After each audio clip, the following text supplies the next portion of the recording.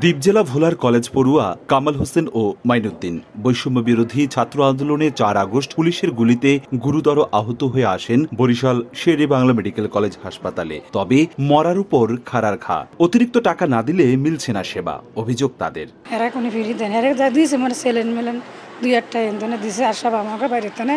কিনা এবং আমার 35,000 শেষ সাবধান করিয়া টলি দিয়ে নেওয়া হইলে তাদেরকে 100 টাকা 150 টাকা এরকম দেওয়া লাগে। আবার একটা বালিশ চাইলে 20 টাকা 30 টাকা এরকম দেওয়া লাগে। ডাক্তাররা ঠিক মতন আসে না, চিকিৎসা করে না। দেশের বিশেষ পরিস্থিতিতেও থেমে নেই এখানকার দুর্নীতিবাজদের দৌরাত্ম্য। সুযোগ বুঝে এখন নিম্নমানের খাবার বিতরণের অভিযোগ যেন তুঙ্গে, আর অস্বাস্থ্যকর পরিবেশে খাবার তৈরির সেই পুরানো অভিযোগ তো আছেই। শিক্ষার্থীরা খুঁজে খুঁজে বের করছেন নানা অনিয়ম। খাবারের সমস্যা, বাথরুম সমস্যা, লাইট নাই, তারপর বিছনার যে বেডের সমস্যাটা, ছারপোকা, এই 4টা অভিযোগ আমরা বিশেষ করে সব অডি পাই। কোম্পানির লোকজন হিউজ পরিমাণ ডক্টরদের ডিস্টার্ব করে। শনিবার এবং মঙ্গলবার ব্যতীত তাদের প্রবেশ নিষেধ, কিন্তু তারা দেখা যায় এই হসপিটাল এরিয়ায় ডক্টরদের ডিস্টার্ব করে, রোগীদেরও ডিস্টার্ব করে।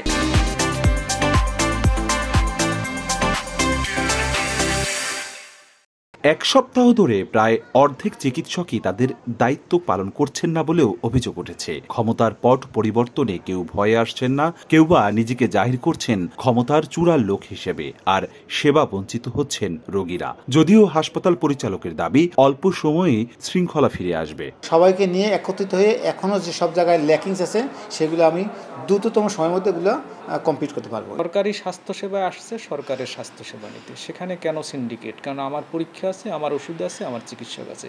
সুতরাং এক্ষেত্রে যদি কোনো ব্যত্যয় হয় সেক্ষেত্রে কিন্তু বিভাগীয় স্বাস্থ্য সবসময়ের জন্য তাদের বিরুদ্ধে এবং আইনানুগ ব্যবস্থা নেবে। কাগজে কলমে 1000 শয্যার হাসপাতালটিতে বেশিরভাগ সময় রোগী ভর্তি থাকে গড়ে 2000, আর বহির্বিভাগে সেবা নেন আরও 3000-এরও বেশি রোগী। তবে সংকটময় সময়েও যেসব স্বাস্থ্যকর্মী সেবা দিচ্ছেন তারা হচ্ছেন প্রশংসিত।